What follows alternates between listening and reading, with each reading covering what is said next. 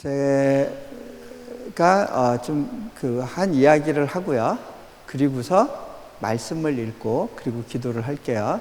여러분 당황하지 마세요. 저 사람 성경 본문 없이 설교하려나 보다 뭐 이렇게 당황하시지 마시고. 예. 자, 제가 한 번은 몽골 초원에서 한 언덕에 올라서 아래를 내려다본 적이 있었어요. 초원을 이렇게 바라보고 있었는데, 저는 당시에 이제 몽골의 선교사로 사역하고 있던 사람이었습니다. 제가 보니까 큰 강이 흐르고 있었어요. 그런데 강이 똑바로 흐르질 않아요. 구불구불구불 흐르고 있었어요. 제가 그 강을 보면서, 야, 저 강은 도대체 어디서부터 어디로 가고 있는 걸까? 왜 저렇게 구불구불 가고 있는 걸까? 방향 없이 목적 없이 뭔가에 끌려가는 듯한 그런 모습이었어요. 제가 그 강을 보면서 어쩌면 나의 몽골에서의 삶의 모습을 저 강이 보여주고 있는 것 같다라고 생각을 했습니다.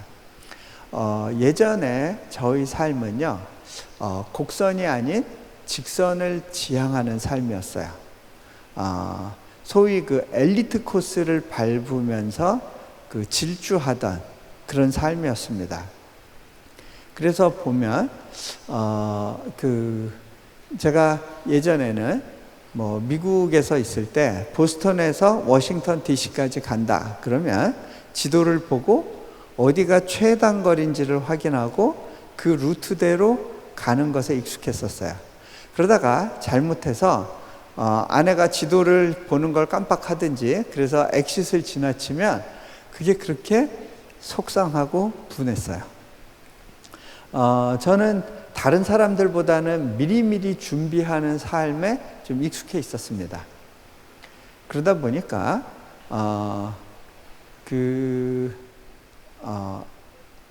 한국에서나 미국에서 이렇게 공부할 때도 늘 다른 사람보다는 앞서서 준비를 하려고 했고요.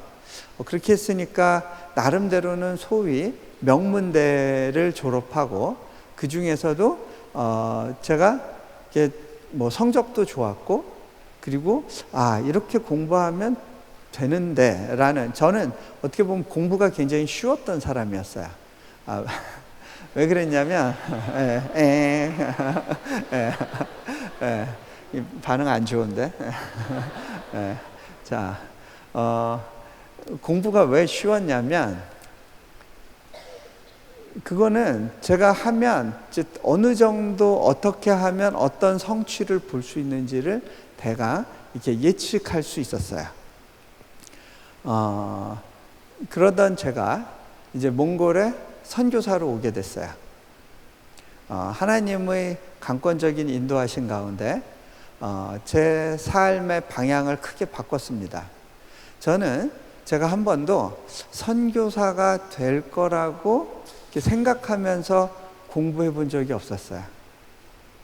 제가 미리 선교사가 될 줄 알았으면 신학을 공부하러 가든지 아니면 뭔가 미리부터 준비를 했었을 텐데, 저는 학교 다니면서 어느 선교단체에 들어가서 훈련을 받거나 해본 적도 없었어요.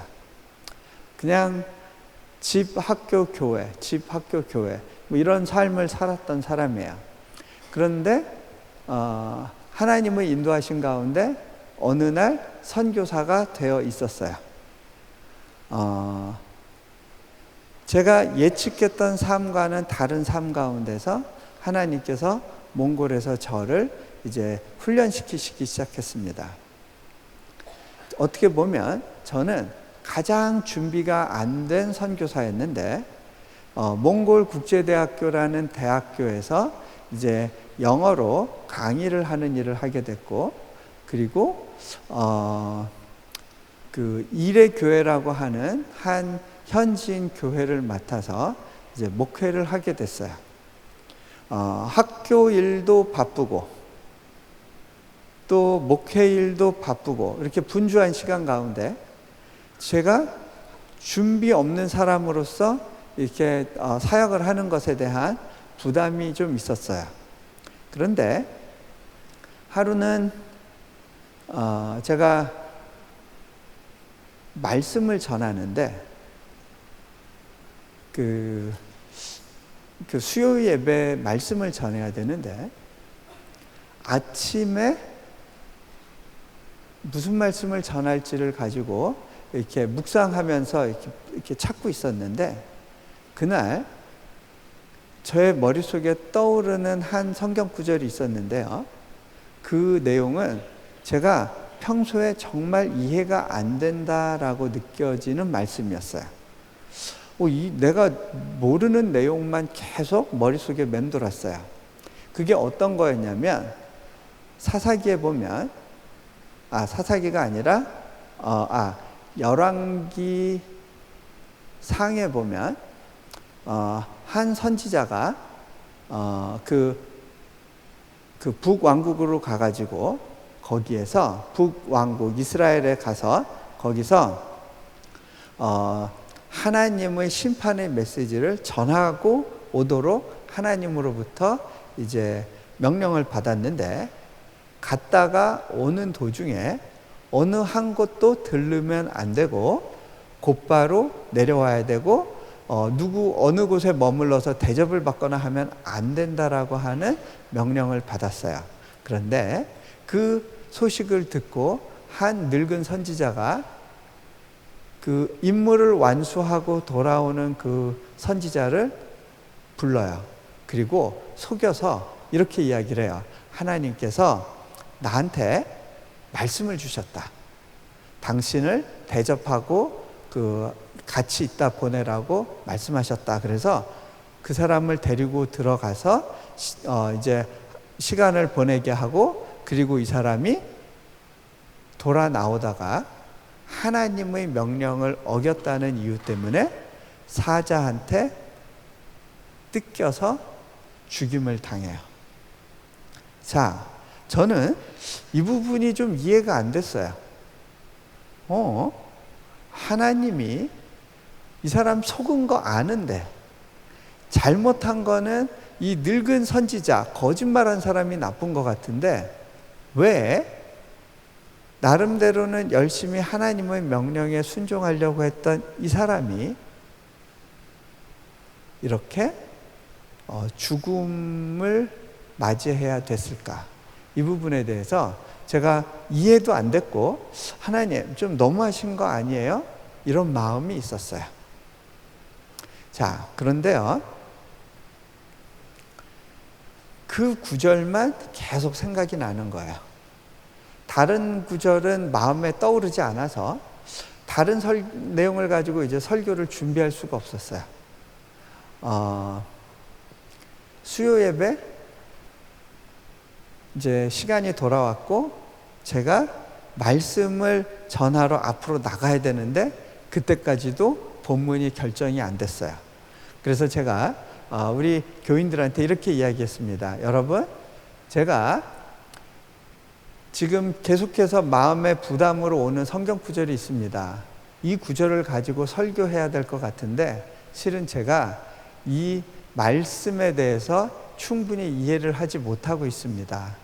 하지만 하나님께서 주신 부담 때문에 이 말씀을 전해야 될 것 같습니다. 결론이 어떻게 날지 모르지만 일단 설교를 시작했어요. 자, 저는요 원래 이런 식의 삶에 익숙하지 않았던 사람입니다. 저는 미리미리 계획하고 준비해야 되는 삶을 살아요. 그래서 항상 어디 앞에 나가서 발표를 해야 되거나 하면 원고를 미리미리 준비하는 그런 삶에 익숙해 있었습니다. 그리고 항상 원고를 썼을 뿐만 아니라 열심히 연습해서 다른 사람들이 봤을 때 그 물 흐르듯이 흘러가도록 이렇게 미리미리 준비하는 것에 익숙해 있었어요. 그런데 하나님께서는 그런 저의 삶을 보고 불편하다라고 느끼셨던 것 같아요. 내가 너를 사용하기 원하는데 그런 네가 나와 같이 일하는 것이 불편하구나. 제가요, 그 말씀을 전하는데 성령님께서 간섭하셨어요. 그래서 그 한 말씀을 전하면 그 다음 말씀을 생각나게 하시고 그 다음 말씀을 생각나게 하시고, 그래서 제가 40분 동안 설교를 했어요. 여러분, 그 선지자의 잘못이 뭐냐면요,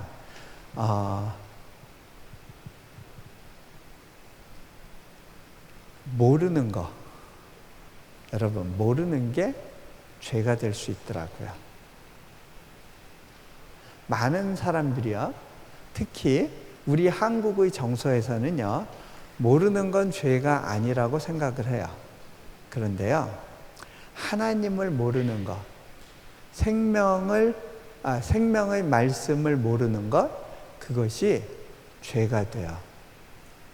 이 백성이 여호와를 아는 지식이 없으므로 망하는도다. 모르는 게 죄가 되더라고요. 그리고 북이스라엘 사람들이 그렇게 죽어가고 있었어요. 그렇게 죽어가는 이스라엘 백성들을 깨우치기 위해서 그러한 하나님의 역사하심이 필요했다는 것이 말씀을 전하는 도중에 깨달아졌어요. 그리고 그것에 대해서 말씀을 하고 난 다음에 마무리를 할 수 있었어요. 저한테는 그것이 참 모험이었는데요. 그 이후에 제가 깨달은 거는 하나님께서는 저를 좀 더 자유롭게 사용하기를 원하신다는 거였어요. 자, 물론 준비 없이 사는 삶이 좋은 삶은 아니에요. 어떤 사람들에겐 준비가 필요해요. 그런데 저 같은 경우는 하나님께서 네가 너를 위해서 준비하는 일을 멈추지 않겠니라고 말씀하시는 걸 느꼈어요. 그리고 그 말씀에 아멘으로 순종했고요. 그것에 따르는 삶을 살려고 애를 썼어요. 자, 오늘도 제가 말씀을 뭘 구체적으로 전할지를 완전히 정해놓고 오지 않았어요. 네. 자, 제가 큰 주제만 있어요. 이번에 관계로 부르신다는 것이 어떤 것인지를 이야기해야겠다라는 큰 주제가 있고요. 그리고 예수님께서 우리와 하나님의 관계를 묘사한 여러 가지의 내용을 가지고 말씀을 전해야겠다는 생각을 했어요. 그런데 올라오는 과정에서 하나님께서 좀 이제 그러한 저의 어떤 계획에 대해서 개입하시고 간섭하신다라고 느껴졌어요. 그래서 제가 일단은 본문을 읽지 않고 이제 좀 성령님의 인도하신 가운데 말씀을 나눠보려고 지금 생각하고 있어요. 지금 저도 또 한 번 안 가본 길을 가보려고 하는데요. 자, 하나님은 우리의 이러한 삶의 과정과 순종조차도 누군가를 위한 메시지로 사용하실 때가 있어요. 자, 제가 그 몽골의 한 산에서 아래를 내려다보고 강이 흐르는 것을 보고 참 저 강은 왜 저렇게 구불구불 흐르나라고 질문이 있었다라는 이야기를 했었죠. 지금의 저희 삶은요, 그 강이 보여준 것처럼 구불구불 곡선으로 가는 삶이에요. 내가 계획한 것을 고집하지 않고 그때그때 하나님께서 이끄신다고 느낄 때 믿음으로 반응하고 방향 수정을 하면서 그렇게 이끄신 가운데 가는 삶이에요. 근데요, 제가 그 강을 봤을 때 이런 생각이 들었어요. 예전에 제가 막 시간을 아끼고 막 쫓기면서 살 때는요, 성경 말씀 중에 제일 어렵고 부담스러운 구절이 하나 있었어요. 그건 뭐냐면, 누가 오리를 같이 가자고 하면 십리를 같이 가져라. 제가 오른뺨 맞으면 왼뺨 되는 건 할 수 있겠어요. 시간을 안 써도 되니까. 근데, 예, 오리를 가자고 하는 사람 보고 십리를 가준다. 이건 어떤 상황이냐면요, 로마 시대 때 군병들이 군장을 하고 가다가 밭에서 일하고 있는 농부들이나 길 가는 사람들을 보면 그 사람들한테 그 사람 불러서 군장을 지우게 하고 오리나 십리를 이렇게 동행을 시키는 경우가 있어요. 그것이 아마 그 메시지의 한 어떤 배경이 되는 그런 컨텍스트예요. 자, 그때 로마 군병이 오리를 같이 가자고 할 때 십리까지 가주는 거, 쉽지 않은 일이죠. 그거는 저한테는 참 도전이었었어요. 근데 몽골에서의 삶은요, 저의 모든 시간을 하나님이 주라고 하는 사람에게, 나눠달라고 하는 사람들에게 나누고 하는 그런 삶이었어요. 제가 이 강을 보니까 처음에는 얘 참 목적 없이 간다고 생각했는데 나중에 깨달음이 와요. 이 강이 한 방향을 향해서 가고 있구나. 그 방향은 어떤 방향이냐면요, 동서남북 이런 방향이 아니라 낮은 곳이었어요. 낮은 곳을 향해서 내려가요. 제멋대로 가고 있는 거라고 생각을 했는데 자세히 들여다보고 생각해 보니까 하나의 힘에 이끌려서 살아가고 있었어요. 그것은 바로 중력이었어요. 네. 하나님에 이끌려서 사는 삶. 제가 그렇게 벌써 13년 그렇게 살아봤고, 또 미국 땅에서의 삶까지 치면 한 20여 년간을 그렇게 하나님께 내 인생을 맡기고 살아봤어요. 제가 행복했을까요? 불행했을까요? 여러분, 그렇게 살면 인생 망할 것 같죠? 적어도 여러분의 인생을 이끌어가는 통제력을 여러분은 놓고 싶지 않을 거예요. 내 인생은 내 거야. 내 인생만큼은 내가 컨트롤하면서 살기 원해. 하나님, 내가 기도 열심히 할게요. 예배도 열심히 안 빠지고 드릴게요. 이런 수련회 엄마가 가라고 그러면 순종해서 갈게요. 그리고 내 용돈에서 11조, 내 아르바이트 해서 번 돈의 11조도 할게요. 근데요, 거기까지예요. 그 이상은 좀 건드리지 말아주세요. 방해하지 말아주세요. 제가 누리고 싶은 것을 좀 누리며 살게 해주세요.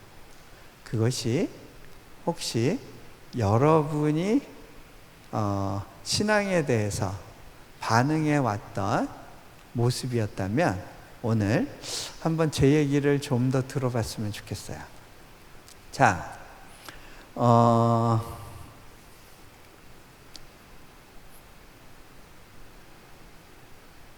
하나님의 이끌림을 받는 삶. 제가 그렇게 살아봤는데 아내가 얼마 전에 저한테 이런 이야기를 하더라고요.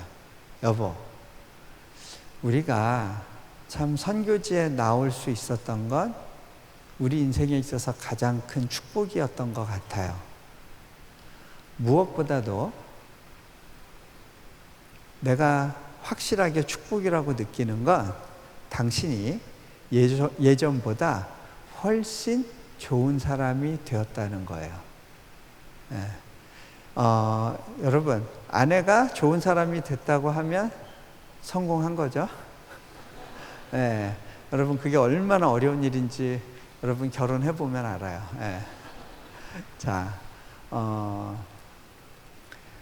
저는 선교지에 나와서 하나님께 내 인생을 맡기고 살아본 삶을 종합해 볼 때, 야, 너무너무 귀한 축복을 받았구나 고백할 수 있어요. 자, 제가 이런 얘기 하는 건요, 여러분을 선교 동원하려고 하는 거 아니에요. 걱정하지 마세요.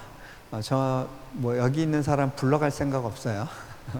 예, 오겠다고 해도 안 받을 가능성이 많아요. 예, 편하게 들으세요. 예. 자, 제가 되게 눈이 높거든요. 아무나 안 받고 굉장히 걸러요. 예. 자, 오늘 말씀으로 좀 들어가 볼게요. 제 이전의 삶의 모습과 그 이후의 삶의 모습이 어떻게 보면 이 이야기에 담겨 있구나라고 생각이 돼요. 아마 제가 이 본문을 미리 드렸던 것 같아요. 누가복음 15장 11절에서부터 24절까지 말씀인데요. 여러분이 이제 어떻게 읽을까요? 우리 형제분이 먼저 읽고 자매분이 그 다음 절을 읽고 이렇게 교대로 읽어볼까요? 홀수짝수? 네. 자, 준비됐나요? 누가복음 15장 11절부터 24절까지입니다. 여러분이 잘 아는 소위 탕자의 비유라고 하는 그러한 비유의 앞부분입니다. 자, 우리 형제부터 시작.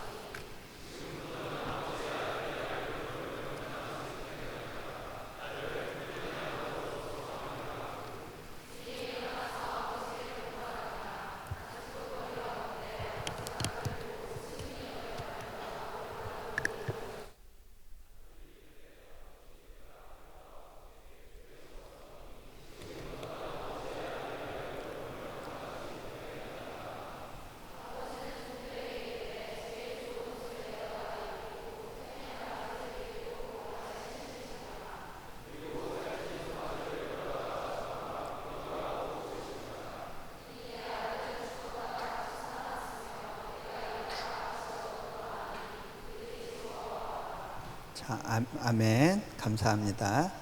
자, 여러분들이 그 대학교에서 이런 이야기 많이 들어봤을 거예요. 세상에 진리는 여러 가지로 표현될 수 있어. 진리는 하나가 아니야. 그리고 자기가 믿는 종교만 옳다고 생각하는 사람들은 굉장히 교만하고 혐오스러운 사람들이야. 네, 그런 이야기 많이 들어봤죠? 그리고 또 뭐라고 이야기를 하죠? 종교라는 건 다 거기서 거기고 다 똑같은 거야. 다 잘 믿으면 좋은 거 아니야? 근데 종교는 마치 그 산에 진리가 있으면 그 진리를 찾아보면 여러 갈래 길이야. 나한테 강요하지 마라고 이야기하는 사람들을 만나봤을 거예요. 그렇죠? 예. 그때 뭐라고 얘기하셨나요? 여러분, 진리는 여러 가지로 있을 수 있어. 그리고 한 종교만 옳은 것은 아니야 라고 이야기하는 거예요. 그거는 어떻게 보면 굉장히 서구적인 전통 속에서 20세기 들어서서 본격적으로 이야기되기 시작한 하나의 주장이에요. 아시아권의 대부분의 사람들은요, 그러한 주장에 대해서 굉장히 낯설어해요. 그런 진리는 다원적인 것이고 굉장히 다양한 모습으로 나타날 수 있다라고 하는 생각 자체가 마치 대학가에서 하나의 진리처럼 이야기되고 있지만, 그거는 컬처럴 컨텍스트, 어떤 문화적인 한 맥락 속에서, 어떤 특정 맥락 속에서만 진리인 것처럼 받아들여질 뿐이에요. 진리는, 종교는 여러 가지 형태로 있고 그 종교는 결국은 다 하나로 통한다라고 하는 그런 주장도 또 하나의 종교적인 신념이에요. 네. 코끼리가 한 마리가 있는데 또 이제 그런 이야기들이 있어요. 장님들이 와서 코끼리를 만지면서 각각 코끼리에 대해서 묘사하는데 다른 이야기를 한다. 어떤 사람은 꼬리를 만지면서 코끼리는 굉장히 가늘어. 어떤 사람은 다리를 만지면서 코끼리는 되게 둥근 원통과 같아. 어떤 사람은 상아를 만지면서 코끼리는 원래 딱딱한 동물이야. 사람들마다 다르게 표현하지만 그것은 코끼리라고 하는 실체를 못 보고 한 부분만 본 거다. 종교를 갖고 있는 사람들도 이와 같이 장님 코끼리 만지는 것 같이 하고 있을 뿐이다 라고 하는 그러한 이야기들도 혹시 들어보셨나요? 네. 자, 어떻게 생각하세요? 그런가요?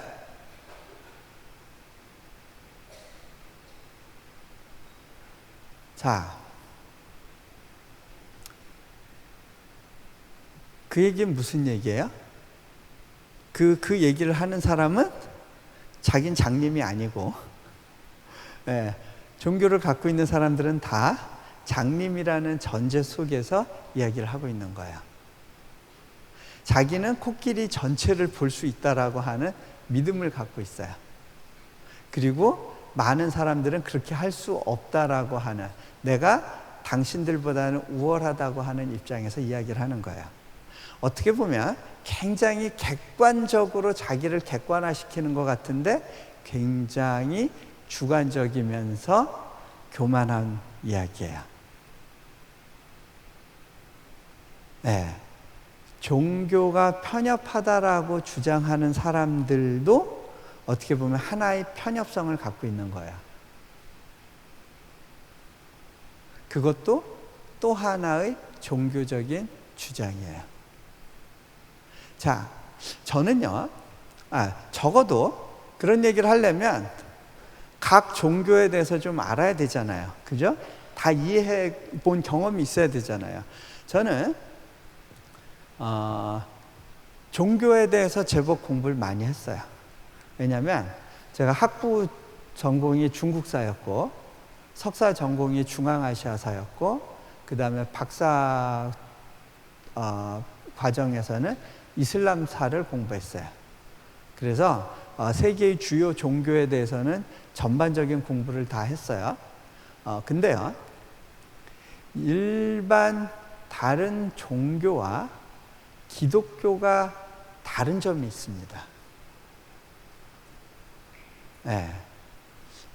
뭔 것 같으세요? 제가 여러 가지를 이야기할 수 있지만 근본적으로 다른 부분이 있는데, 그건 뭐냐면 제가 얼마 전에 저희 아이가 졸라서 같이 영화관을 갔는데 어떻게 하다 원더우먼을 봤어요. 네. 요즘 하고 있죠? 끝났나요? 안 보시나 봐요? 네. 시험 기간이었어요? 네. 자, 그 원더우먼에 보니까 거기에 그 원더우먼이 신의 딸로 나오고요. 그 다음에 그 어떤 천지창조와 인간의 탄생에 대한 이야기가 좀 나오죠. 예, 신들이 전쟁하다가 어떻게 하다 보니까 우연히 어떤 부산물로 세상이 만들어졌다라고 이야기를 해요. 인간도 그렇게 해서 만들어진 거예요. 만들 생각이 있었던 게 아닌데 어떻게 하다 보니까 by accident 만들어졌어요. 부산물로. 그것이 세상에서 있는 모든 창조 신화의 공통적인 띠이에요. 여러분, 성경만 다른 이야기를 하고 있어요. 하나님이 특별한 관심을 가지고 세상을 만드셨고 당신의 정성을 다해서 당신의 마스터피스로 인간을 만드셨다는 이야기는요, 성경에만 나와 있어요. 아주 이상한 책이에요. 세상 사람들의 관점으로 보면 말이 잘 안 되는 이야기예요. 근데요, 심지어는요, 지금 대학가에서 보편적으로 믿어진다고 이야기가 되는 진화론의 경우에 있어서도요, 결국 뭐예요? 진화론은 사람은, 세상은 어떤 목적을 갖고 만들어진 것이 아니라 의도되지 않았는데 우연히 만들어졌다는 주장이에요. 자, 진화론도 결국 다른 창조 신화와 같은 어떤 논리적인 맥락 속에 있어요. 그런데 하나님을 믿는다는 건 굉장히 다른 거예요. 하나님이 세상을 만드셨고 세상을 사랑하시고 나 한 사람을 특별하게 만드셨을 뿐만 아니라 나 한 사람의 삶에 대해서 굉장히 깊이 있게 관심 갖고 주목하고 계시다는 이야기예요. 네. 세상에는 이런 이야기가 존재하지 않아요. 자, 하나님은 우리를 특별한 목적을 가지고 만드셨는데 그 목적이 뭘까요? 혹시 이야기할 수 있는 사람? 하나님이 우리를 만드신 목적은 이겁니다. 없어요? 자, 하나님이 인간을 만든 이유는 관계 속으로 들어가기 위해서였어요. 교제하기 위해서 사람을 만드셨어요. 여러분, 교제하기 위해서 사람을 만들었기 때문에 사람에게 인격이란 걸 주셨고 자유의지를 주셨어요. 자, 생각해 보세요. 억지로 사랑 고백을 받을 때 그게 여러분을 행복하게 할까요? 이런 거예요. 여러분에게 이제 동생이 있는데 그 어린 동생한테 어때? 누나 예쁘지? 너 누나 좋아해 안 좋아해? 누나 사랑해 안 사랑해? 그랬는데 얘가 팍 누나 안 예쁘고 안 좋아한다고 그런 얘기를 한 거예요. 이게 너 죽을래? 그러고서는 이리 와. 그러고서는 팍 때려줬어요. 그 애가 맞다가 알았어 항복. 누나 미안해. 내가 누나 사랑하고 존경해. 그러면 울면서 그 얘기를 하면 그 얘기를 듣고 너무 뿌듯하고 행복하시겠어요? 아니죠? 예. 남자친구한테 나 오늘 뭐 달라진 거 없어? 그러는데 암만 물어봐도 대답도 안 하고 하도 기가 막혀서 꼬집어주고 다시는 만나지 말자고 그 한마디 하니까 오늘 예뻐 그 얘기를 한마디 했어요. 그 얘기 듣고 너무 기분이 좋고 막 이렇게 다 용서가 되고 그래서요? 아니죠? 여러분, 우리는 억지로 하는 순종에서는 만족을 할 수 없어요. 하나님이 우리에게 인격을 주셨다는 이야기는 뭐냐면요, 모험을 하겠다는 거예요. 자유의지를 주셨어요. 선악과를 따먹을 수도 있는 자유의지를 주셨어요.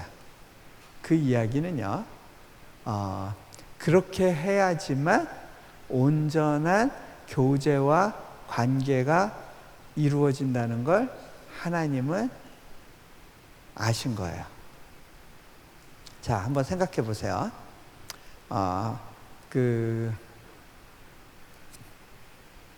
방금 제 핸드폰이 울렸던 것 같아요.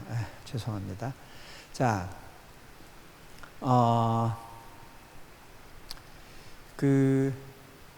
여러분, 하나님이 태초부터 관계 속에 계셨어요. 성부, 성자, 성령의 온전한 관계 속에 계셨어요. 그리고 이 세 분은 인격을 갖고 계셨어요. 그런데 이 하나님이 그 관계를 세상 가운데 확장하기를 원하셨어요. 특별히 대상으로 선정한 것이 사람이에요. 천사가 아니었어요. 이 삼위일체의 놀라운 연합을 인간들과 확장하고 관계 속으로 들어가기를 원하셨어요. 이거는요, 놀라운 신비예요. 다른 종교에서는요, 하나님이 우리와 관계 맺기를 원하신다, 이런 이야기가 없어요. 자, 심지어는 기독교와 가장 가까워 보인다고 하는 종교인 이슬람에서도요, 이런 이야기가 없어요. 하나님은, 거기서의 알라는 초월적인 존재예요. 인격을 갖고 있지 않아요. 인간은 이해할 수도 없고 그 뜻을 알 수도 없어요. 너무나 거리가 멀어요. 알라는 인간과 마지막 때에 한 번 만나요. 그리고 천국으로 갈지 지옥 불에 떨어질지를 심판하는 자로 서요. 자, 이슬람에서는요, 어떤 신앙을 갖고 있냐면, 한 사람마다 천사가 둘이 붙어요. 오른쪽에 있는 천사는 사람이 행한 일들 중에 선한 일을 적어요. 그리고 왼쪽에 있는 천사는 그 사람이 잘못한 것을 다 기록을 해요. 그래서 마지막 때에 알라 앞에 섰을 때 양쪽을 달아보고 죄가 더 무거우면 지옥, 선이 더 무거우면 천국, 이렇게 갈라진다고 믿어요. 그래서 무슬림들은 자기가 죽어보기 전까지는 자신이 천국에 갈 수 있는지 없는지를 알 수가 없어요. 그런데 우리는 다른 하나님을 믿어요. 인격이 있는 분이에요. 다른 성격을 갖고 계세요. 제가 아프간에서 온 아이들을 대상으로 이 아버지 사랑에 대한 설교를 했을 때 아이들이 굉장히 혼란스러워했어요. 내가 아는 신과 당신이 설명하는 신은 너무 다릅니다. 나는 한 번도 우리 알라 신이 우리 아버지라고 생각해 본 적이 없습니다. 여러분은 굉장히 독특한 하나님을 믿고 있는 거예요. 이것과 관련된 이야기를 기회가 되면 또 몇 가지를 더 할 수 있는데요. 근데 예수님이 이 땅에 오신 이유도 무엇 때문이에요? 하나님과 우리 사이에 깨어진 관계를 회복시켜 주기 위해서였어요. 성령님을 보내신 이유도 뭐예요? 성령님은 교통하는 영이에요. 교통이 뭐예요? 커뮤니케이션. 하나님과 우리 사이에 소통을 도와주시기 위해서 오신 분이에요. 자, 예수님이 이 땅에서 비유로 여러 가지를 설명하시는데 그게 다 뭐예요? 관계의 비유예요. 잘 보세요. 아버지와 아들의 관계, 신랑과 신부의 관계, 친구 관계, 선생과 제자, 또 왕과 신하, 주인과 종, 포도나무와 가지, 목자와 양, 관계를 통해서 말씀하세요. 하나님과 우리의 관계가 어떤 관계인지를 인간 사회에 있는 관계를 통해서 설명하시는데 그 중에 가장 강력한 관계가 두 가지가 있어요. 가족 관계 중에 여러분, 가족이 아니고 남남이었다가 가족의 일원으로 들어오는 관계가 이 세상에 두 가지가 있어요. 첫 번째 뭐가 있죠? 입양, 양자로 삼는 거예요.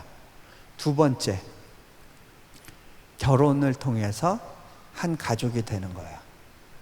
자, 근데요, 아버지와 아들의 관계, 입양 관계, 여기서 예수님이 한 번도 아버지와 딸이라고는 말씀을 안 하세요. 아버지와 아들이라고만 말씀하세요.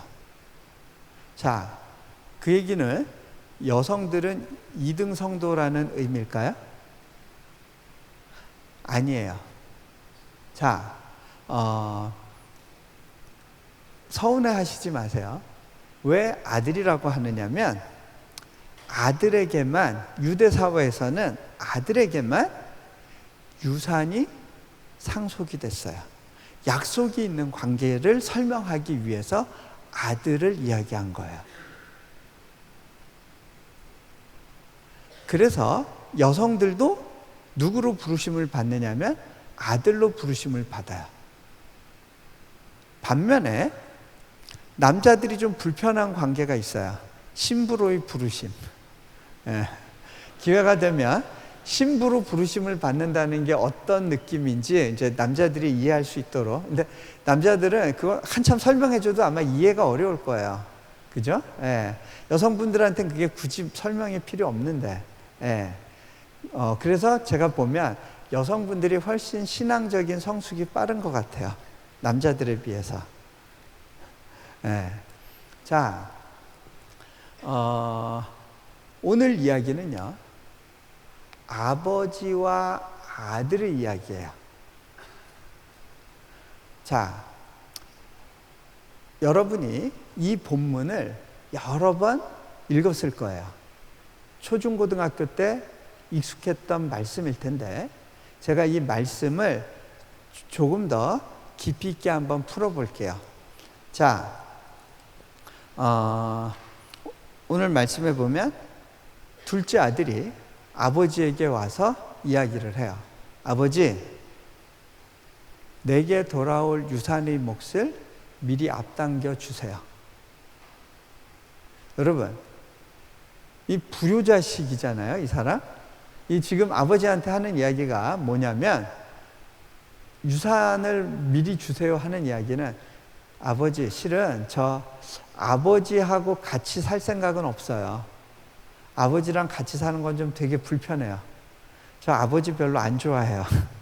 근데 아버지가 가진 유산은 필요할 것 같아요. 아버지는 필요 없고 유산만 주세요. 아버지가 죽어야 받을 유산을 미리 앞당겨 달라고 하는 거예요. 여러분, 유대 사회에서는요, 가부장의 권한이 굉장히 커요. 이런 자식은요, 밖에다 내치고요, 돌로 쳐 죽여도 처벌받지 않아요. 그런데 이 아버지가 너무너무 무른 모습을 볼 수 있을 거예요. 자, 이 아버지가 유산을 준다는 건 어떤 의미냐? 고대 유대 사회에서는요, 화폐 경제가 아니에요. 모든 재산은 뭐예요? 네, 모든 재산은 부동산이었어요. 자, 논, 밭, 과수원, 농장 이런 거예요. 그런데 그것을 다 팔아서 현금화해야지만 유산을 줄 수 있는 거예요. 그 얘기는 뭐냐면, 아버지가 그 논이 얼마고 밭이 얼마인 거에 따라서 그 마을에서의 어떤 권위와 지위가 결정이 되는데, 이런 거죠. 하고 있던 그 기업, 공장 3분의 1 팔아가지고 그걸 돈으로 만들어서 애한테 주는 거잖아요. 그렇게 되면 자기가 누려야 될 것을 굉장히 많이 포기하는 걸 의미해요. 그렇죠? 그런데 이것을 과감하게 아들한테 줘요. 자, 누가 더 해픈 사람이에요? 아버지예요? 아들이에요? 이 아버지는 이 재산 아들이 다 갖다가 탕진할 거 알았을까요? 몰랐을까요? 알고도 이 재산을 아들한테 줬어요. 누가 더 낭비하는 사람이에요? 누가 더 해픈 사람이에요? 아버지예요? 이 아들이에요? 그 아버지, 그 아들이죠? 그죠? 아버지는 재산에 관심이 없었어요. 뭐에 관심이 있었을까요? 아들과의 자발적인 관계 맺음, 아들의 자발적인 순복. 이 미성숙한 아들에게 때리고 돌로 쳐서 말 듣게 할 수 없다는 걸 알았어요. 왜? 그것은 온전한 관계 맺음을 가져올 수 없어요. 여러분, 하나님이 여러분과의 관계에서 제일 하기 싫어하시는 것이 있어요. 받고 싶지 않아 하시는 거. 그게 뭔지 아세요? 억지로 하는 순종. 근데 우리는 착각해요. 억지로라도 순종하면 복이 있을 거라고 하는 착각이 있어요. 그래서 그런 믿음 갖고 수련회 와서 조는 분들이 있어요. 그죠? 졸더라도 은혜의 자리에서 조는 게 유익하다. 그런 전설이 이게 교회 안에 내려와요. 근데요, 그거는 정말 전설일 뿐이에요. 하나님은 억지로 하는 순종을 받지 않으세요. 그걸 기뻐하지 않으세요. 그래서 여러분, 하나님이 여러분 때려서 말 듣게 하려고 하셨으면 이 중에 몸성한 사람이 없었을 거예요. 아시죠? 하나님의 특기, 기다리시는 거예요. 이 아버지의 모습이 하나님의 모습이에요. 자, 이 아들은 실은 뭘 원했어요? 자유를 원했어요. 구속으로부터의 자유. 자, 여러분도 대학 생활을 하면서 이 자유를 맛보고 싶었을 거예요. 그죠? 이 자유를 누리려고 하다 보니까 교회 다니는 것이 구속처럼 느껴졌죠. 그죠? 예. 당장 술 먹을 때 걸려요. 그죠? 친구들하고 뭐 놀러 가는데 괜히 마음이 불편해요. 그리고 나서 교회 가는 날은 교회에서 자신이 정죄감 속에 빠지니까 힘들어요. 그런 경험들이 좀 있었을 거예요. 자, 여러분, 우리가 자유가 뭔지를 좀 규정할 필요가 있어요. 여러분이 그 좋아하는 노래가 혹시 내 인생은 나의 것이라고 하는 그런 노래인 경우가 있을지 모르겠어요. 이 세상에서는요, 이야기해요. 네가 독립적이 되라. 누구에게도 의지하지 말아라. 스스로의 힘으로 뭔가를 개척해라. 그리고 뭐를 이뤄라? 너 스스로를 믿어라. 헐리우드 영화의 대부분의 메시지가요, 너 자신을 믿어라예요. 여러분, 근데요, 미국에 보면 사탄교 채널이 있어요. 사탄의 주술 같은 거 막 이렇게 그런 거 막 보여주고, 막 그 사단한테 희생제물 바치고 하는 거 보여주고, 뭐 이제 그런 채널이 있는데, 그 채널을 우연히 넘기던 한 목사님이 거길 딱 보니까 그 사탄교의 10계명에 대한 이야기가 나왔대요. 사탄교도 10계명이 있어요. 근데 그 중에 첫 번째 계명이 뭔지 아세요? 1계명? 너 하고 싶은 대로 해라. 여러분, 여러분이 하고 싶은 대로 살면 사단과 친해질 수 있어요. 제가 장담해요. 자, 우리가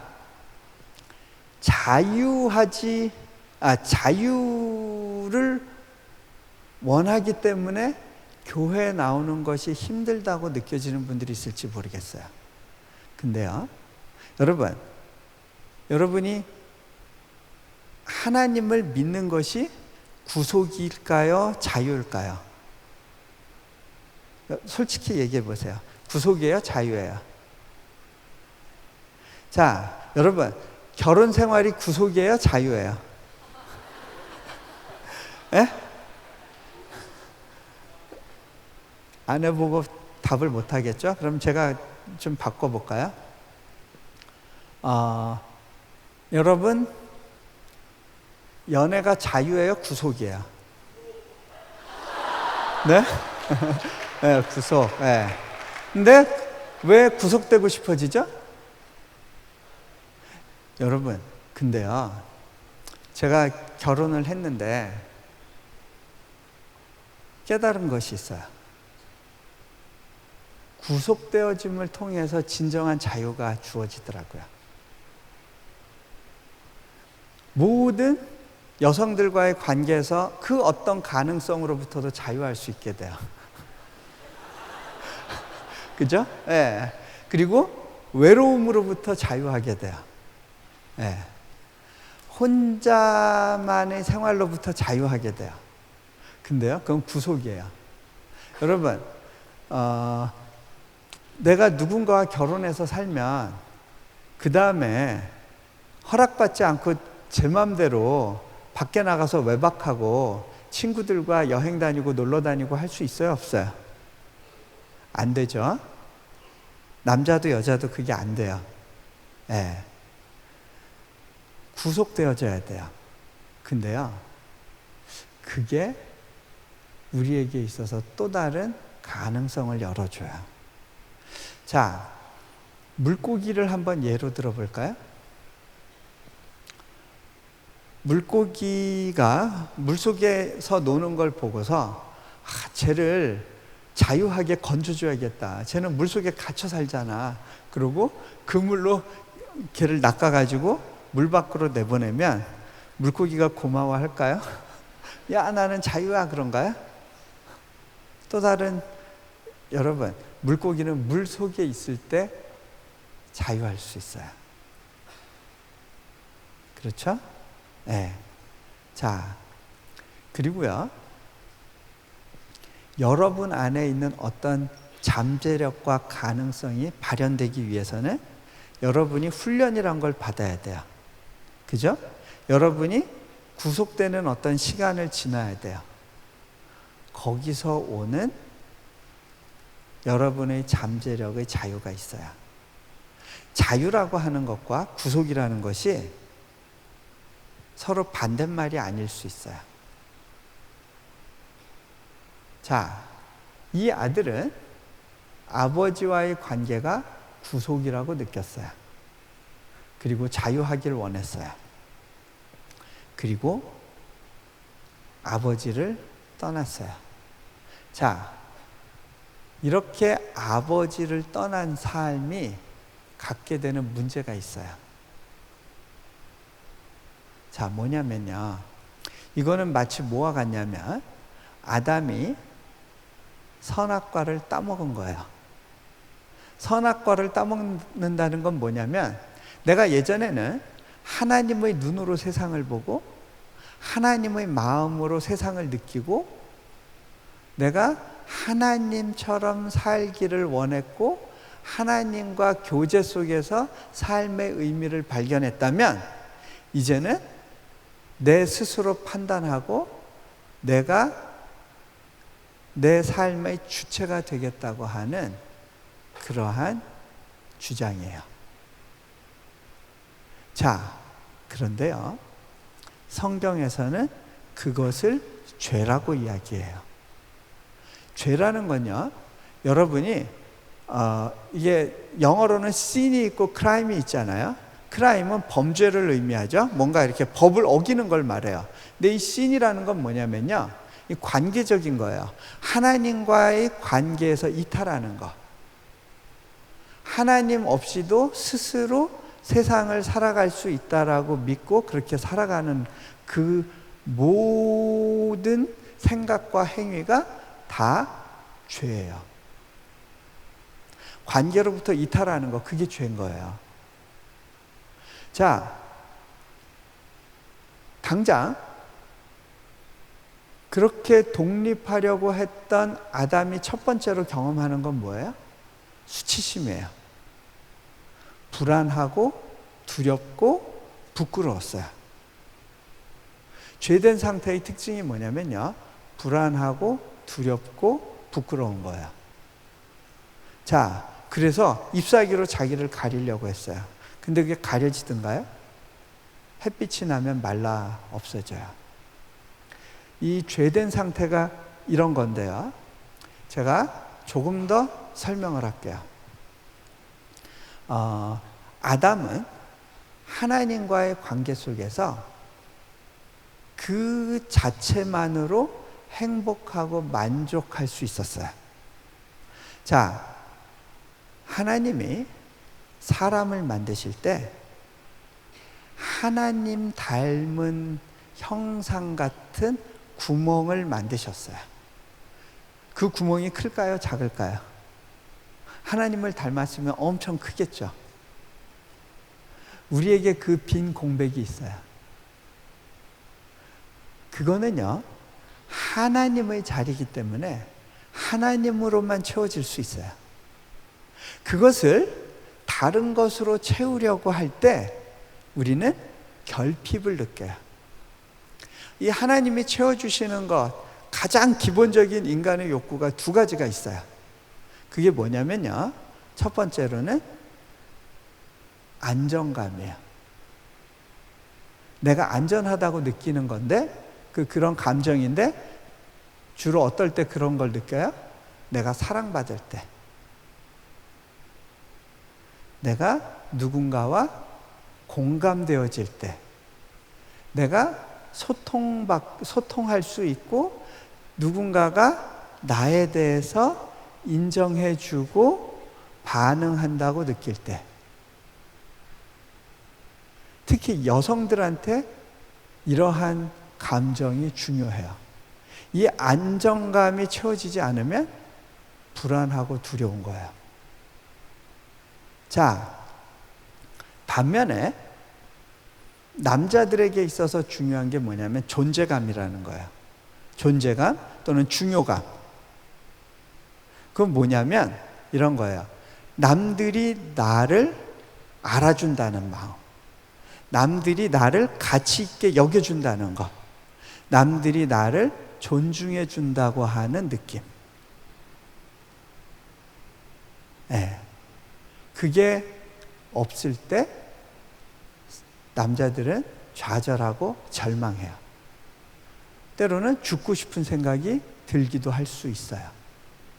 이 두 가지가 우리 인간에게 있어서 가장 기본적인 욕구인데, 가정이 온전하지 않았거나 불우한 어린 시절을 보낸 사람들의 경우에는요, 이 부분이 채워지지 않음으로 해서 생기는 상처가 있어요.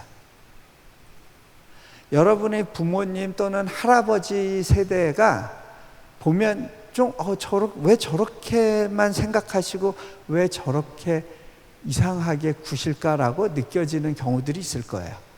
왜 그럴까요? 그분들 세대의 경험만 어떤 트라우마와 상처가 있어요.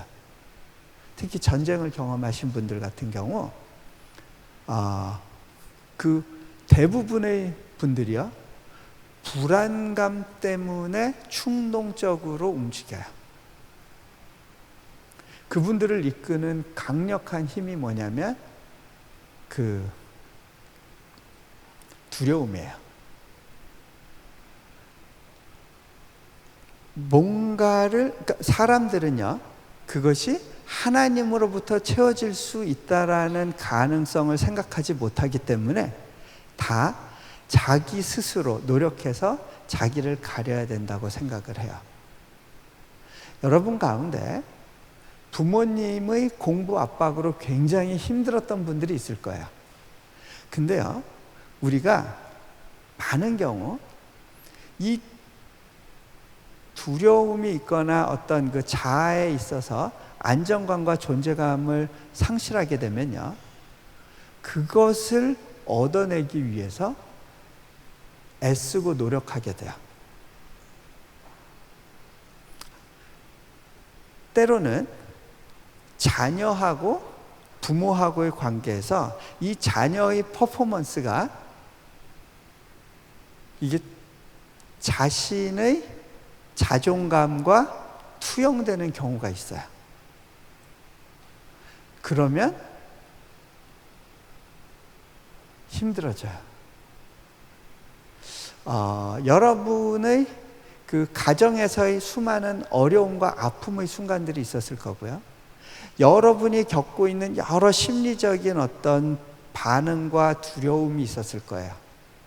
그리고 이렇게 뭔가에 쫓기는 듯한 느낌으로 살아가야 했던 많은 분들이 있을 텐데, 그 배후에는요, 다 뭐가 걸려 있어요? 이 부분이 건드려질까봐, 이 부분이 채워지지 않는 것 때문에 오는 어떤 갈증과 부담감과 두려움이 있었던 거예요.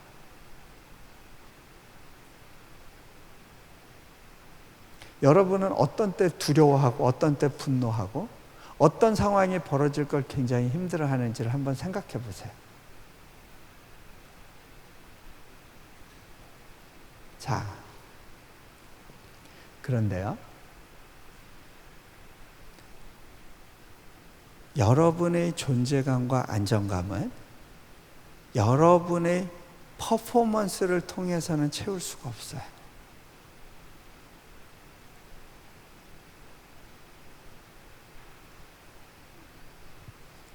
때로는요, 여러분이 잘 속기 쉬운 건데요, 교회 생활을 통해서 그걸 채우려고 하는 경우가 있어요. 내가 좀 더 남들이 알아주는 교회, 큰 교회를 다니는 것으로 인해서 그것이 나의 존재감과 안정감에 기여하도록 생각하거나 그렇게 이렇게 반응하는 경우들이 있을 수 있고요. 교회는 여러분이 학교나 세상에서보다는 비교적 조금만 노력하면 이런 것들이 좀 채워지는 것 같아요. 상대적으로 인정받기가 더 쉬울 거예요. 그렇지 않으세요? 네. 그래서 내가 더 열심을 내고 더 노력해서 좋은 모습 보여주면, 그래서 사람들이 칭찬을 해주면 이것이 채워질 거라고 하는 그런 기대 때문에 착해지려고 하는 경향이 있을 수 있어요. 이 부분과 관련해서는요, 제가 내일 시간 있으면 좀 더 이야기를 할게요. 자, 이 둘째 아들의 문제가 뭐였냐면 아버지와 분리되어서 자신이 갖고 있는 걸 가지고 자기를 만족시키기 원했는데, 그러면 그럴수록 이 아들은 어려운 상황 속으로 가게 돼요. 어떤 사람은 연애를 통해서 이 빈 공간을 채우려고 해요. 어떤 사람은 마약을 통해서. 그런데요, 그런 걸 통해서 채워지지가 않아요. 자, 제가 몽골에서 선교사로 있었을 때 어떻게 보면 저는 굉장히 가난한 선교사였어요. 몽골에서 제가 살아봤는데 참 불편했어요. 불편한 일이 많았어요. 그런데요, 불편하다고 해서 불행한 거는 아니에요. 저는 제가 불행하다고 생각해 본 적은 없었어요. 늘 행복했어요. 불편한 삶이지만 행복할 수 있었어요.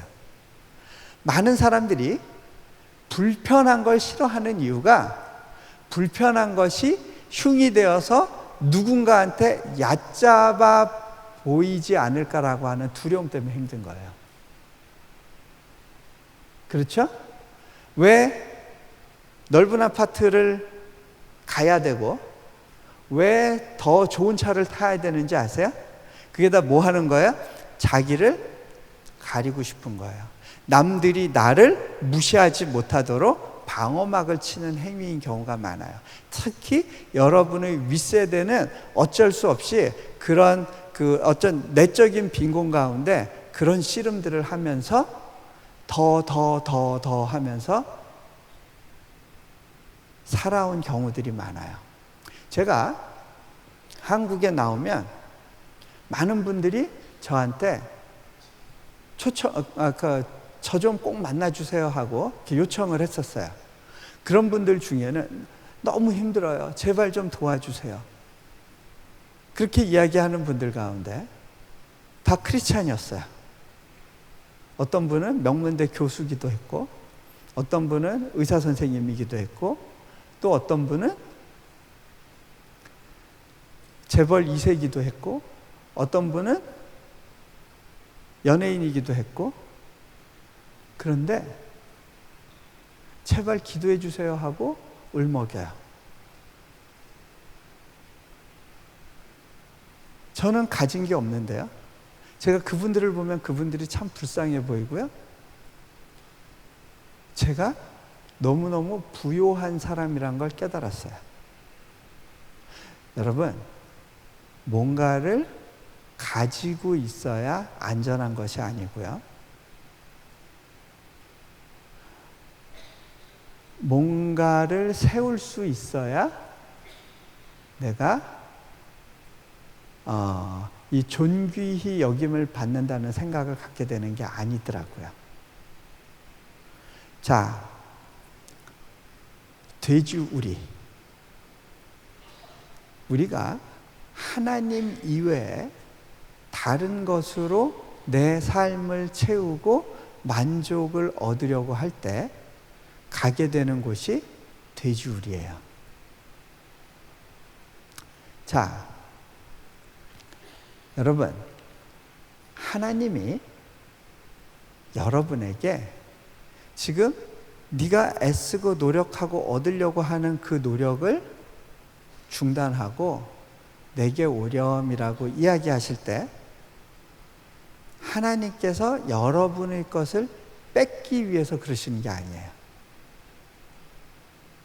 여러분이 그 하나님의 의도를 잘 알아야 돼요. 하나님은 여러분이 돼지 우리 속에 머물러 있는 걸 원하지 않으시는 거예요. 제가 예를 들어 볼게요. 하나님의 마음이 이제 제게 느껴졌던 몇 가지 이제 계기가 있었는데, 제가 이제 미국에서 공부할 때였어요.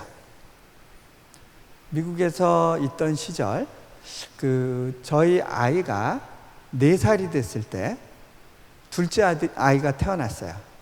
근데 이 둘째 아이가 태어나고 나서 우리 첫째 아이가 굉장한 충격을 받았던 것 같아요. 이 아이가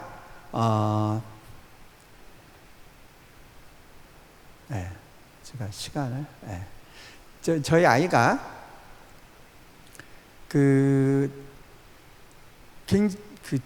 충격을 받았던 이유는 이제 자기가 왕자의 자리에서 내려와야 된다라고 하는 그런 위기의식 때문이었던 것 같아요. 이 아이를 데리고 한 번은 장난감 가게를 간 적이 있었어요. 장난감 가게에 가서 이제 물건을 몇 가지 고르고 있었는데 유아용품이었죠. 근데 저희 아이가 아빠 나 저기 가서 내가 좋아하는 것 좀 보고 올게요 하고 쭈루룩 갔어요. 그 시기에 아이와 제가 약속을 하고 애써서 지키려고 하는 게 있었는데, 그게 뭐냐면 아이가 아무리 장난감 가게에서 자기가 좋아하는 물건을 발견을 하더라도 그 자리에서 바로 사주는 게 아니에요. 시간을 두고 기다려야 돼요. 언제까지?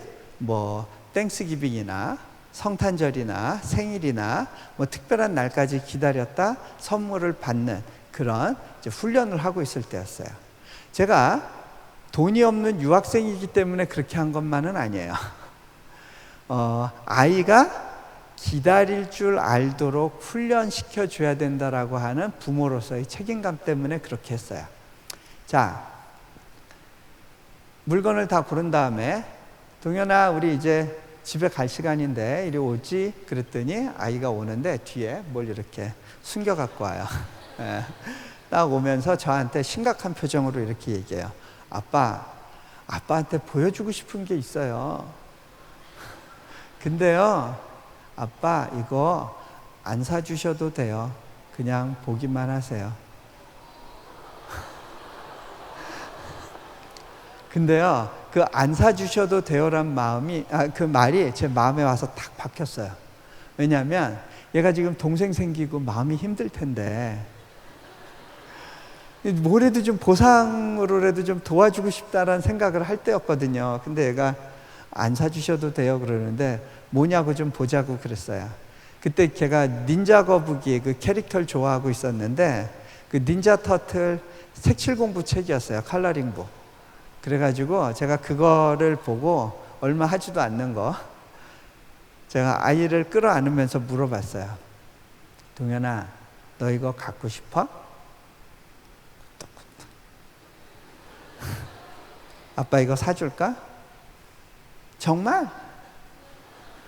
제가 사줬을까요? 안 사줬을까요? 제 원칙을 어기고 아이한테 그걸 사줬어요. 아이가 신나하는 걸 보면서 아이의 손을 잡고 같이 이제 교회로 갔어요. 교회에서 예배 전에 잠깐 기도하는 시간을 갖고 있었습니다. 뒷자리에서 이렇게 기도하는데요, 하나님이 제게 물어보시더라고요. 얘야, 너의 아들이 아빠 이거 안 사주셔도 돼요라고 말할 때 그때 네 마음이 어땠니? 그것이 내가 너를 향해서 갖고 있는 마음이란다.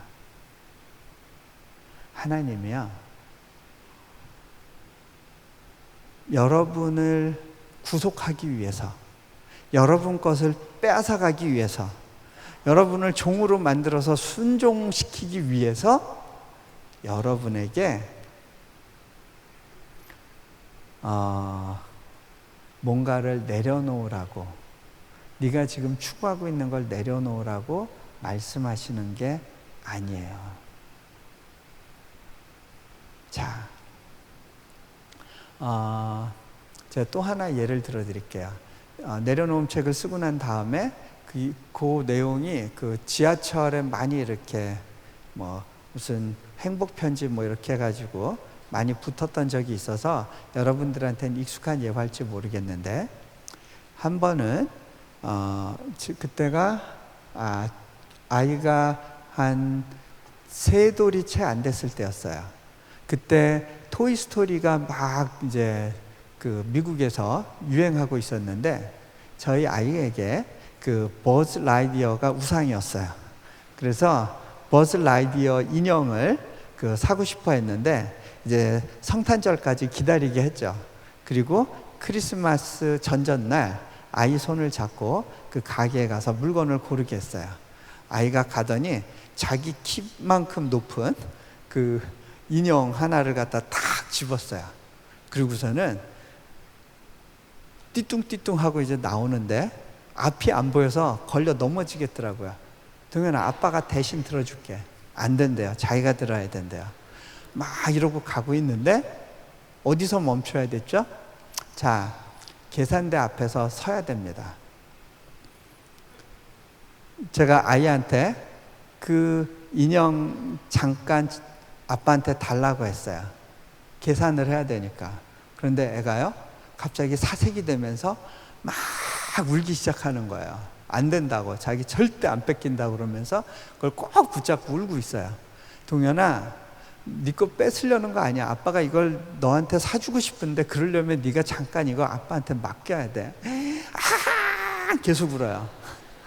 동현아, 이거를 돈 내고 계산을 해야 진짜 네 거가 된다니까. 애한테는 안 들려요. 그냥 두려운 거예요. 뺏길까 봐. 어떻게 해야 됐을까요? 기다리다 안 돼서 애를 들어서 애하고 장난감하고 같이 스캔을 했어요. 얼마짜리로 찍혔을까? 네.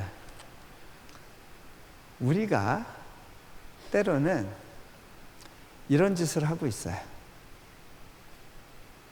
빼앗길 수 없다라고 울고 있어요. 그거 뺏기면 죽는다고 생각을 해요.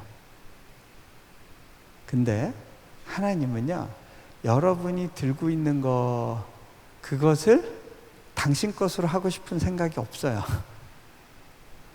여러분을 자유하게 해주기를 원하실 뿐이에요. 자, 그런데 우리가 그것을 붙들고 울고 있는 동안 우리는요, 돼지우리로 가게 돼 있어요.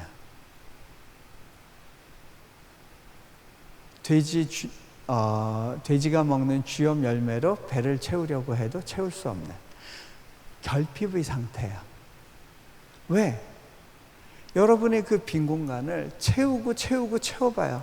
채워지는지. 제가요, 하버드 대학교에서 이제 졸업하고 그리고 바로 이제 몽골로 가기로 이제 결정을 해놨어요. 왜 그랬냐면 제가 미국에서 공부하면서 내 삶의 2년을 하나님께 헌신하겠다고 했어요. 그리고 이제 몽골을 하나님이 보여주셨고, 그래서 몽골을 놓고 기도하다가 가장 잘 마무리할 수 있는, 제가 제일 몽골에 가서 섬기기 좋은 때가 졸업한 직후라고 생각을 했어요. 그래서 몽골에 가기로 결정하고, 그리고 논문을 빨리 썼어요. 그리고 이제 졸업을 하게 됐어요. 졸업식장에서 제 친구들이 막 졸업한 감격 때문에 울어요. 그런데 저는요, 제가 겨우 이 종이 한 장 때문에 고생을 한 거라면 내 이곳에서의 삶이 정말 허무하겠다라는 생각이 있었어요. 그날 코피 아난 유엔 사무총장이 연설을 했어요. 기조연설을.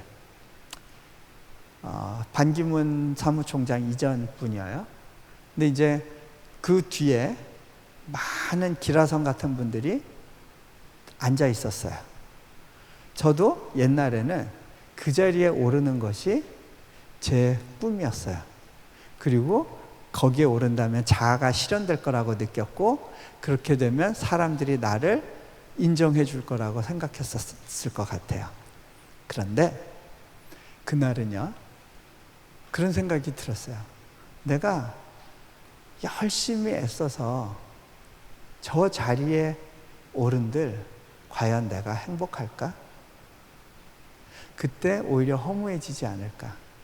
여러분, 그 자리에 오르도록 노력하고 애쓰는 것이 문제가 아니라 그것을 드라이브하는 힘이 뭐냐가 중요한 거예요. 우리가 자칫하면요, 하나님의 영광을 위해서 내가 열심히 공부해야 되고, 하나님의 영광을 위해서 내가 좋은 자리에 가야 되고 뭔가를 이루어야 됩니다라고 이야기를 하지만, 실은요, 그 동기가 지극히 나 중심적일 수 있어요. 그렇죠? 겉으로 보기엔 똑같은 행위인 것 같아요. 그런데 영적으로 보면요, 하나는 사망으로 이르게 하는 법이고요, 다른 하나는 생명으로 이르게 하는 법이에요. 갈라져요. 자, 때로는요, 하나님을 섬기는 것도 둘로 갈라질 수 있어요. 목회자가 되고 선교사가 되어서도요, 우리가 하나님의 영광을 위해서 선교지에 간다고 그러고 지극히 자기 영광을 위해서, 자기 열정을 위해서 일할 수 있어요. 그게 무섭고 위험한 거예요. 자,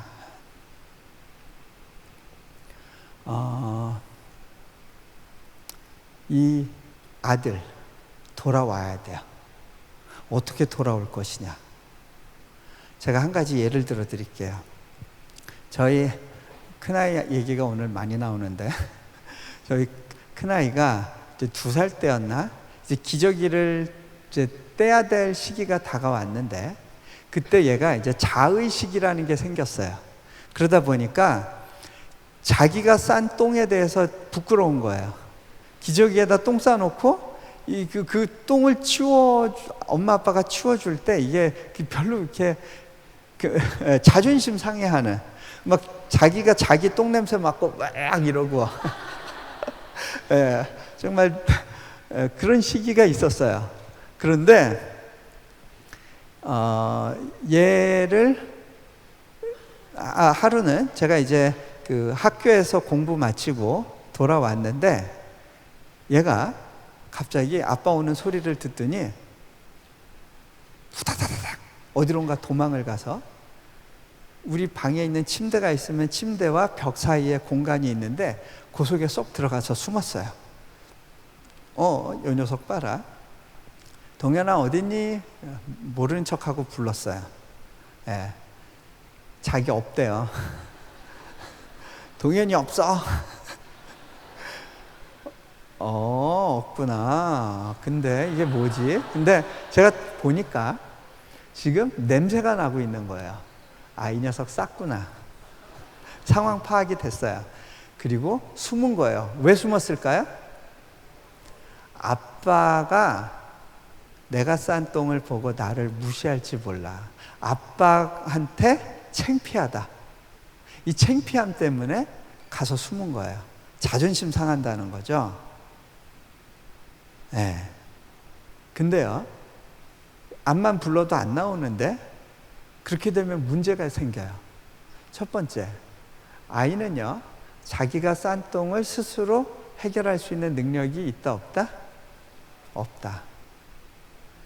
자, 아이가 그대로 또 있으면 어떤 문제가 생겨요? 피부가 짓물러요. 할 수 없이. 여기 비유 속의 아버지는 기다렸는데 저는 못 기다리고 가서 애를 끌어안아가지고 막 빨리 나와 아 하는 거를 끌고 나와가지고 화장실에 가서 샥 벗기고 막 물로 씻겨가지고 그 다음에 새 기저귀를 채워줬어요. 어때? 기분 좋지? 끄떡끄떡. 여러분, 내가 똥 쌌다고 느꼈을 때 최선의 해결책은 뭐예요? 빨리 그걸 치워줄 수 있는 하나님 앞에 다가가는 거예요. 그런데요, 그때 두려움이 엄습해요. 하나님이 나한테 뭐라 하실까? 면목 없다. 부끄럽다. 하나님한테 좋은 모습 보이고 싶었는데, 그래도 나 좀 괜찮은 신자라고 좀 확인시켜드리고 싶었는데, 그게 어깨에 힘이 들어가니까 잘못했어요. 내가 아버지께 죄를 지었어요. 못 나가는 거예요. 그 아버지가 어떤 아버지신지 제가 그거를 좀 설명을 해드릴게요. 그리고 오늘 말씀을 좀 마무리하는 쪽으로 가려고 해요. 자, 이 팔 벌리고 기다리는 아버지, 이분은 어떤 분인가? 우리가요, 육신의 아버지와의 관계에서 어떤 그 벽이 생기거나 상처가 생기잖아요. 그러면 그게 여러 가지로 안 좋은 영향을 미치는데, 첫 번째로 권위자와 관계 맺는 데 문제가 생겨요. 그리고 하나님을 이해하는 데 굉장한 장애가 생겨요. 그래서 저와 저희 아내가, 이 아이가 혹시 나 때문에 실족해서 하나님을 느끼지 못하게 될까봐 저 참 이렇게 무던히 애를 썼어요. 언젠가 아이가 아빠에 대해서 좀 이렇게 네거티브한 반응을 보이는 시기가 있었어요. 어떤 분들이 야, 아빠가 이렇게 자주 집을 비우니까 아빠 보고 싶겠다 그랬더니 저 별로 아빠 안 보고 싶어요. 심각한 거죠? 네, 아빠 안 보고 싶어요. 심각한 상황이에요. 아이하고 이제 이 문제를 해결해야 됐어요. 제가 이렇게 보니까 저는 집에 아이가 4명이 있는데 막둥이들이 되게 어려요. 늦둥이라. 그런데 얘네들을 키우다 보니까 제가 첫째를 좀 잘못 키웠다는 걸 알게 됐어요. 어떤 면에서 그랬냐면, 제 안에 부담감이 있었는데 내려놓음을 썼다는 집 아이가 이 모양이면 안 되는데라는 그런 생각이 있었고요. 절대 그렇게 생각하면 안 됐는데 아빠의 자아가 아이한테 투영된 거예요. 또 하나 문제가, 저희 집 아이는 공부를 잘 못했어요. 공부하는 걸 굉장히 힘들어했어요. 그런데 저랑 저희 아내는 공부를 참 잘했던 사람이에요. 얘가 학교에서 70점을 받아갖고 와가지고 아빠 나 잘한 거죠? 잘한 거 맞죠? 이렇게 물어보는데 저랑 아내가 그래 우리 아들 너무 잘했어 해줘야 되는데 그걸 못했어요. 왜냐하면 저는 B가 굉장히 나쁜 점수였거든요. 비 받으면 막 이렇게 하늘이 무너지는 것 같은 그런 삶을 살다가 애가 70점을 받아갖고 왔는데 그걸 잘한 거라고 생각하는 거에 대해서 어떻게 반응을 해야 될지 몰라서 굉장히 떨떠름하게 반응했던 적이 있었어요. 그리고 저는요, 제가 지금 와서 후회하는 게, 저는 이제 서울대학교를 졸업을 했는데, 한 가지 서울대학교를 졸업하면서 안 좋았던 게, 물론 서울대학교 가는 게 나쁜 건 아닌데 가서 안 좋았던 것 중에 하나가 좀 교수님들한테 좀 네거티브 인플루언스를 좀 받은 게 있어요. 그 중에 뭐냐면 이분들은 칭찬이란 걸 안 하셨어요. 늘 야단만 치니까 야단 안 맞으면 성공한 거예요.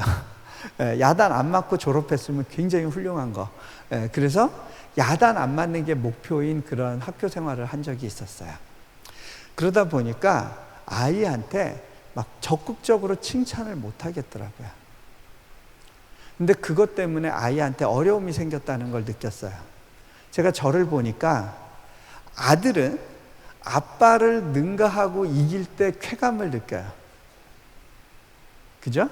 네, 아빠를 넘어서는 걸 통해서 이렇게 자아가 형성이 되는데 제가 생각해 보니까 전 진짜 나쁜 아빠더라고요. 아이가 저를 넘어서려면 너무 많은 에너지를 써도 버겁겠다 싶은 거예요. 일단 학교도 그렇고 뭐 여러 가지 면에서 어렵겠다 싶은 거예요. 근데 제가 그때 제 아들이 갖고 있는 좌절감과 낭망이 뭐겠다라는 게 느껴졌어요. 저와 저희 아내가 애한테 무릎을 꿇고 용서를 구했어요. 동현아, 아빠 엄마가 너를 처대로 키우느라고 몰랐던 게 있다. 아빠가 너한테 칭찬을 많이 해주고 격려해 줬어야 되는데 그거를 못했네. 기도하는데 하나님께서 가르쳐 주시더라.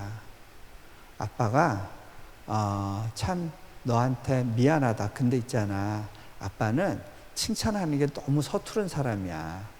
그럼에도 불구하고 네가 믿어줬으면 좋은 게 있다. 네가 암만 망가지고 네가 암만 죄를 짓고 네가 아무리 망가진 삶을 살고 또 네가 원하는 대로 대학을 못 가고 안 좋은 일이 계속 된다고 하더라도 아빠는 여전히 네가 나의 자랑스러운 아들이고 아빠는 뒤에서 응원해 줄 거야. 왜냐하면 너는 하나님이 아빠에게 맡긴 특별한 선물이기 때문에 그래. 아빠는 너를 아들로서 지지해 줄 거야 라고 이야기를 해줬어요. 그런데 감사하게도 아이가 그것을 받았어요. 그러고 나니까 사춘기가 끝나더라고요. 여러분 중2 때 힘든 시간 보낸 분들 있죠? 사춘기 때 힘든 시간 보낸 분들 있죠? 그 이유가 뭐예요?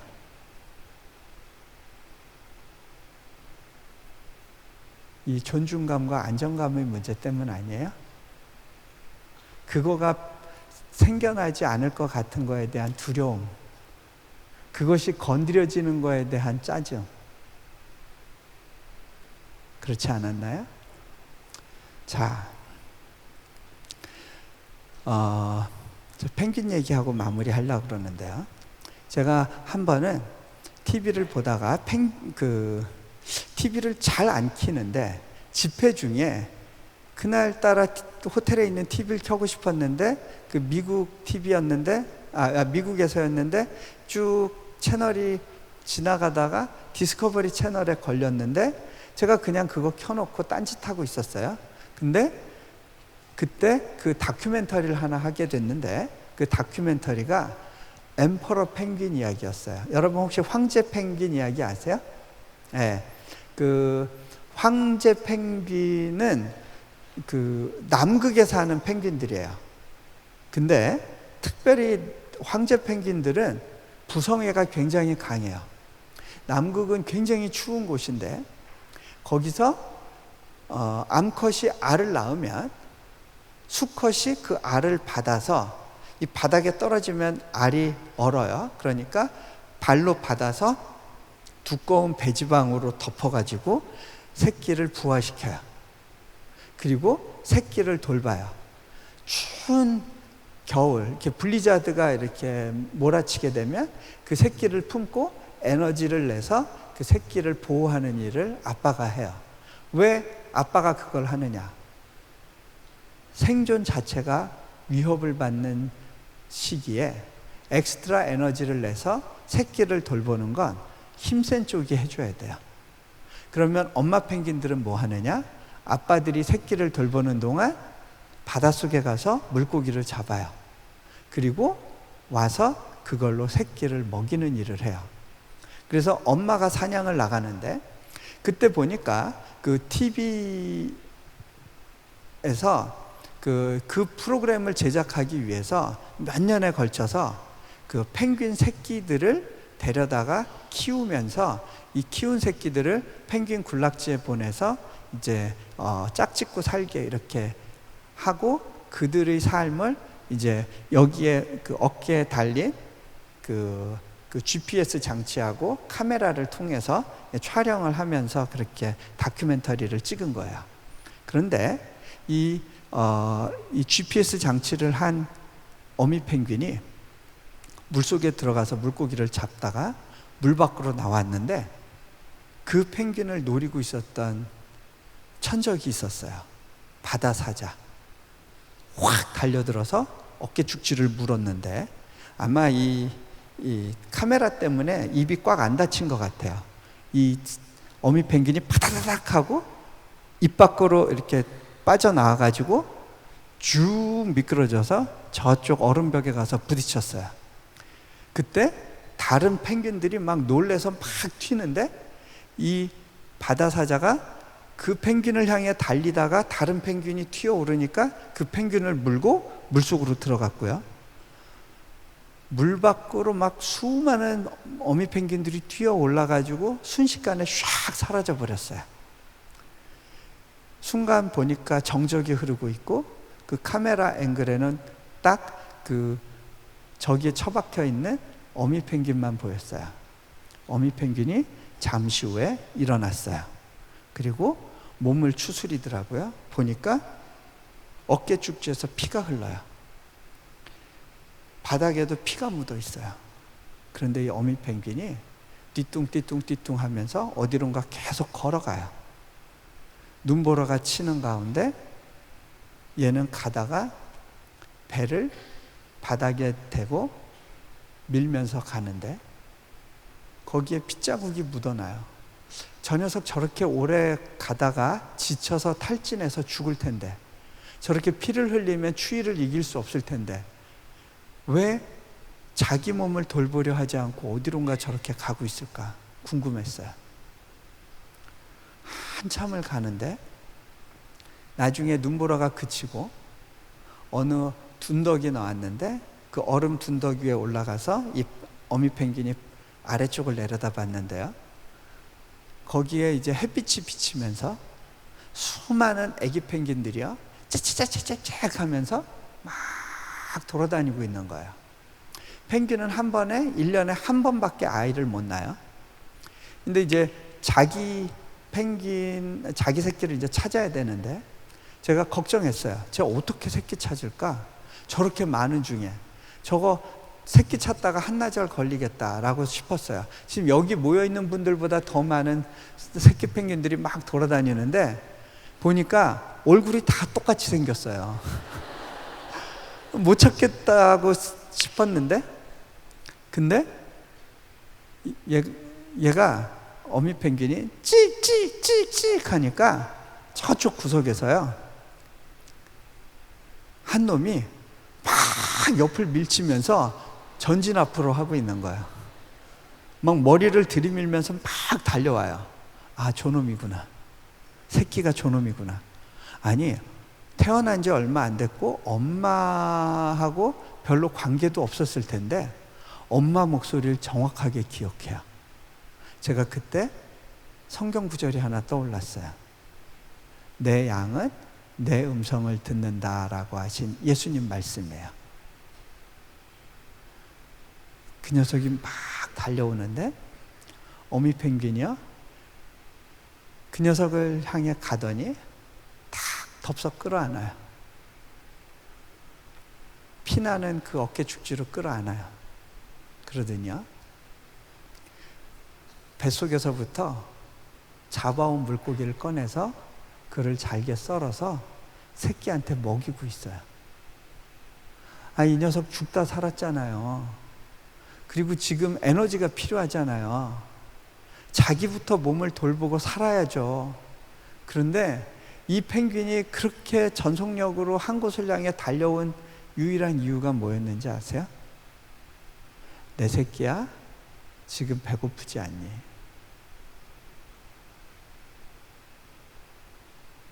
그 새끼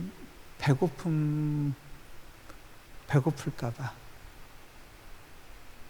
자기를 돌보지 않고 그렇게 먼 길을 걸어온 거죠.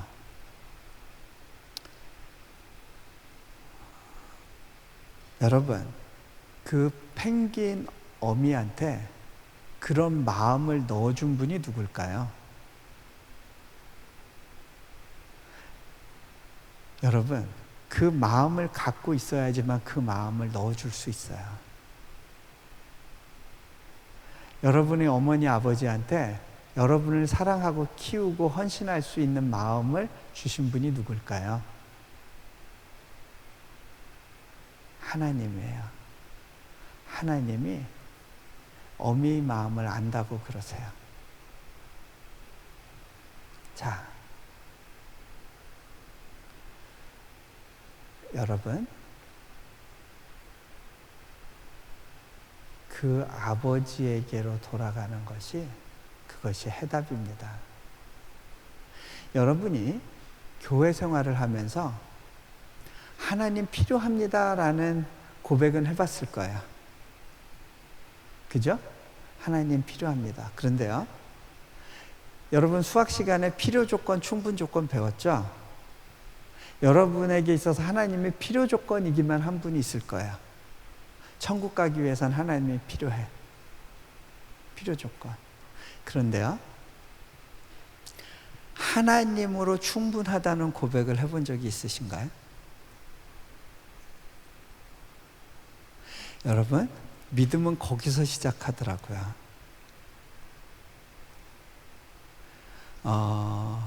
저는 선교지에서 수많은 결핍과 싸우며 여러 시간들을 지나왔어요. 그런데 제가 내려놓음을 처음 썼을 때 하나님만으로 만족할 수 있다, 하나님으로 충분하다는 고백을 했어요. 근데 어떻게 보면요, 그것은 제 믿음으로 앞으로의 삶에 대한 투영을 한 거였던 것 같아요. 그리고 10몇 년을 살아봤어요. 그리고 나서 지금 다시 그 고백을 하나님이 원하신다는 걸 느꼈어요. 하나님이 그 고백을 하게 하시더라고요. 얼마 전에 제가 사랑하는 후배인데, 그 후배는 결손 가정에서 자랐고요. 아버지는 술에 쪄들어 살던 분인데 집을 나갔어요. 어머니는 혼자 애들 셋을 키우다가 뇌출혈로 병원에 입원하셨어요. 그 어머니 수발하면서 맏딸로 힘들게 살아왔어요. 가정도 순탄치 않았어요. 하나님이 주신 은혜 때문에, 그 사랑 때문에 하루하루 살아왔어요. 그런데 동생이 얼마 전에 사업이 안 돼서 빚을 지고 결국은 자살하는 일이 생겼어요. 자살하는 사람 주변에 너무 많은 사람이 고통을 당해요. 자매가 너무 힘든 시간을 보냈어요. 약을 먹지 않고는 견딜 수 없는.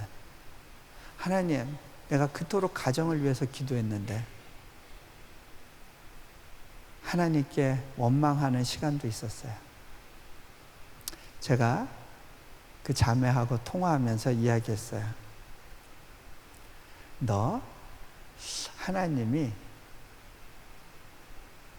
하나님만으로 충분하다는 너의 고백을 듣기 원하시는 것 같다.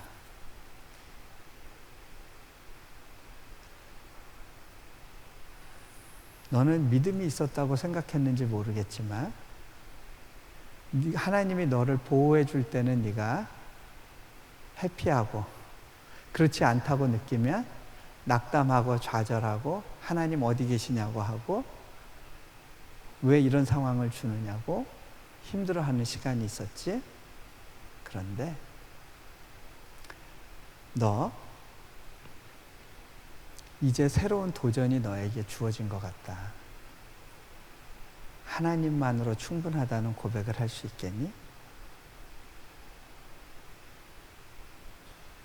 여러분 고백하실 수 있어요?